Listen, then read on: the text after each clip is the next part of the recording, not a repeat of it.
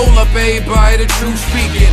Fax the memo to anybody that's truth seeking. Ain't hard to find, normally it's in the booth leaking. Ready to smack you in the face as soon as guys, you peeking. what is up? Welcome to you another like episode of Maximilian Must Know. Doing something a little different today, and we'll test it and see how it goes. And that's sort of a weekly wrap-up. I'm toying around with this idea really for two purposes. First, it can sort of let me get out a more recent commentary on videos that you might have seen this week on my channel that I recorded a while back. With the nature of how I record my videos, I do throw a bunch of them on an external drive and then upload them sometimes because I have lulls in my job, and sometimes it gets crazy. So that's really how I'm able to maintain my consistency. So because some are recorded months ago, sometimes I can add more after the fact. And then secondly, I think that at the end of this video, I could give you guys a quick little update as to what you can expect next week. I'll run my schedule and the credits for what'll be coming up next week. So just first off, scent of the day was this guy from Nest called Moss and Mint. I am in love with this fragrance. When I first got it, I was disappointed because it's so dry. But now that I've had some time with it, to me, it's a better, I'm saying this, to me, it's a better version of Malt Fresh by Healy because the sweetness is there and it really does smell like fresh peppermint leaves right in front of your nose.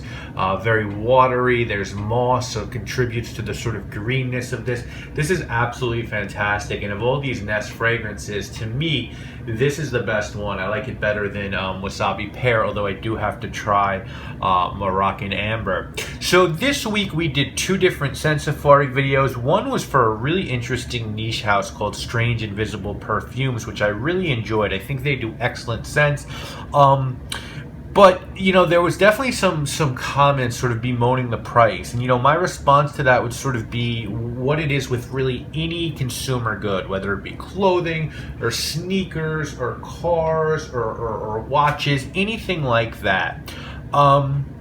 Things of high quality will often cost a lot of money. And when you're talking about the really high-end materials that Strange Invisible Perfume uses, the scents are going to be expensive. And I sort of feel like there's two types of expensive scents. There are the types where the quality just speaks for itself. And for me, those are the type of scents that I don't really feel like there are many worth their price point. For me, like some of those scents would be the Xerjoff XJ line, a couple of the Raja scents, certainly Amber Oud. I think the Frederic Malle line, Amouage scents are worth it. I don't think paying retail for Creed or Bond is ever really worth it. But I feel like with my experience with Strange Invisible Perfumes, they are definitely as high quality as anything that I've ever smelled. So if that's out of your budget, it's out of your budget. But if you sort of accepted that sometimes fragrances can creep up near that $500 threshold, then to me, Strange Invisible Perfumes are as worth it as any of those other fragrances are. And there's certain types of consumer items that warrant their high price and others that don't, and it's up to consumers to be educated and sort of decide what they like and what is good value and what isn't. So that was a video we did. We also did a video where we looked at some scents that EM Distribution, who got me the Profume Del Forte fragrances, sent to me. That was a fun episode. I really enjoyed that one. We got to look at some stuff from Mark Buxton. I really liked Wood and Absinthe. We got to look at a Raymond Monegal fragrance, a Xerjoff fragrance, and some stuff from Different Company, one of their Oud fragrances. You guys know who watched this that I've been wanting to try the Different Company Oud fragrances for quite some time. I don't put my podcasts on this channel, but me and my best friend, we do a weekly podcast. We just sort of shoot the shit for a half hour, and the topic this week was homelessness in New York City. Me and my friend were both born and raised in New Yorkers. We both lived here for 35 years. We grew up on the Upper East Side, literally like 10 blocks apart. So we've seen a lot of different transformations around the city. I'll definitely link to the podcast, and if you guys, if it's not your cup of tea, that's cool. But if you enjoy these videos and sort of hearing the way I speak about things, you might dig them, you might not. We did sample shopping this week. It was the first haul from the first first group of scents from the package that Decant Shop sent me this last run. There were a couple of fragrances I really liked in that inclusion. Oriental Mint by Phaedon really grew on me. I didn't love it when I did the video, but it started to become a little bit better to me. And Figuier Idon by Armani, which of course is the fig scent with iris that Mark Robes Away likened to Dior Homme crosses Physicos. I really like that one. That one will definitely be getting a bottle of that. If not this year, then springtime next year. I did another video on Speakeasy soap by Phoenix Artisan Accoutrements. I enjoy that soap, but Doug, who owns PAA, has actually recently launched a new company. I believe it's called Crown King, and he does soaps and brushes and stuff like that. He sent me a synthetic brush, one of his new soaps, which was like this sage and like prickly pear fragrance meant to smell like the desert. It's definitely one of the best fragranted shaving soaps I've ever used. So you can expect a video on that sometime in the next month or so. But I thought Speakeasy soap was good. I just prefer the newer soap that he made.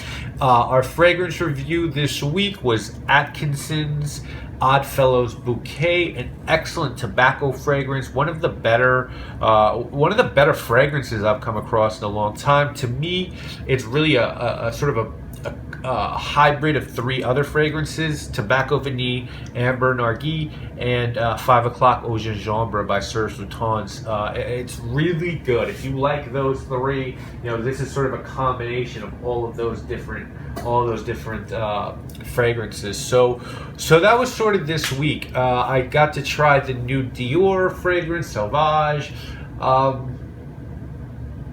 I don't dislike it as much as some other reviewers, but I don't think it's anything worth owning. I'm certainly not going to buy it. I think that, I said this a long time ago, and I don't know if anyone really listened, but, Gucci Guilty was the worst possible thing to happen to like hardcore fragrance enthusiasts, because Gucci obviously did amazing off Guilty. They've released flanker after flanker after it, and when you see that a company like Gucci was doing Envy at one point, it was doing Pour Homme 1 and Pour Homme 2 and Rush, and then they discontinue all that and they drop Envy and Made to Measure, and they do really well for Gucci.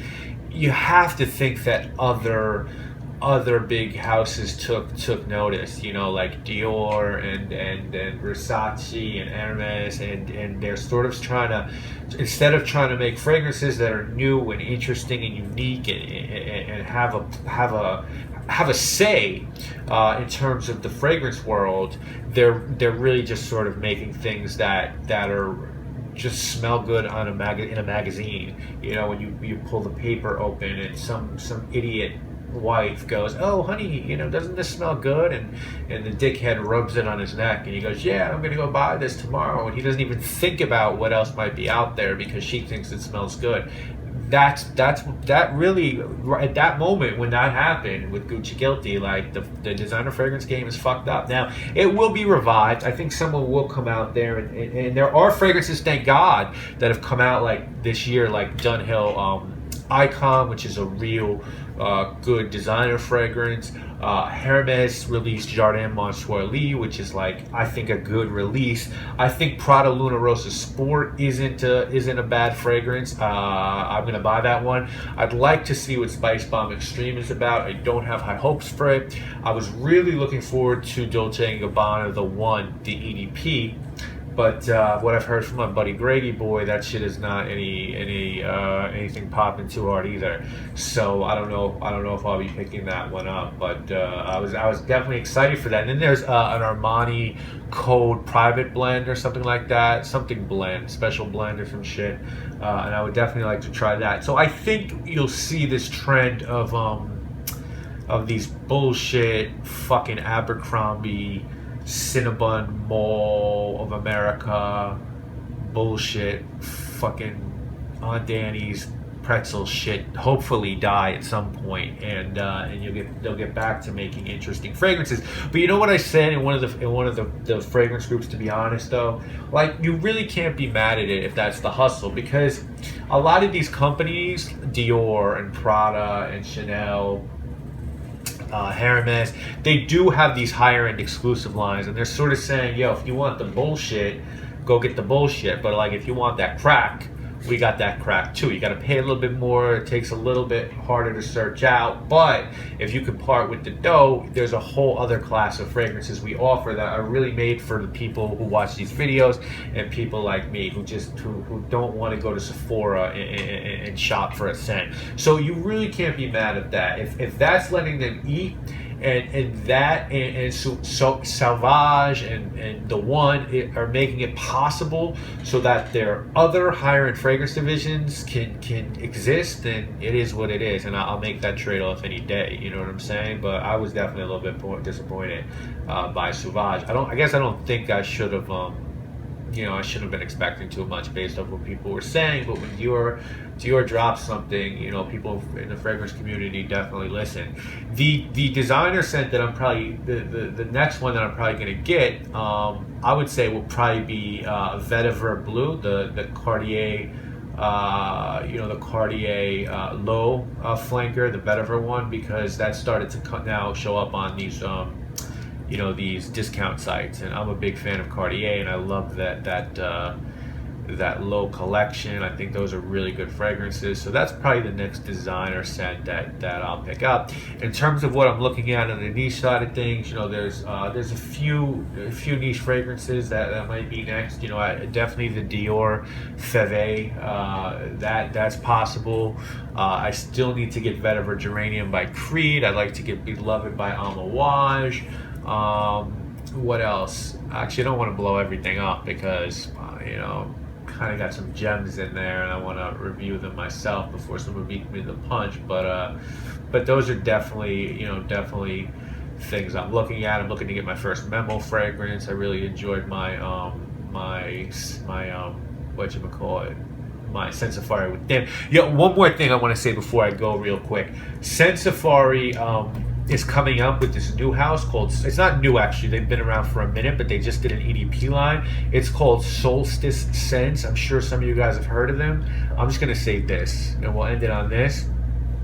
Solstice Scents is the illest indie house I have checked out on Scent Shopping, on Scent Safari. They're the illest house overall, fuck it, that I've checked out on Scent Safari. Like that, she sent me like 9 or 10 of their EDPs. Every one of them was straight crack. Like I'm dead serious. Like in terms of performance, in terms of being different fragrances, in terms of smelling natural, in terms of price, like the shit was ridiculous. So I'm gonna do my video probably towards the end of September, but definitely don't sleep, man. Like check out Solstice Scents. I promise you, they're going to be a hype demon.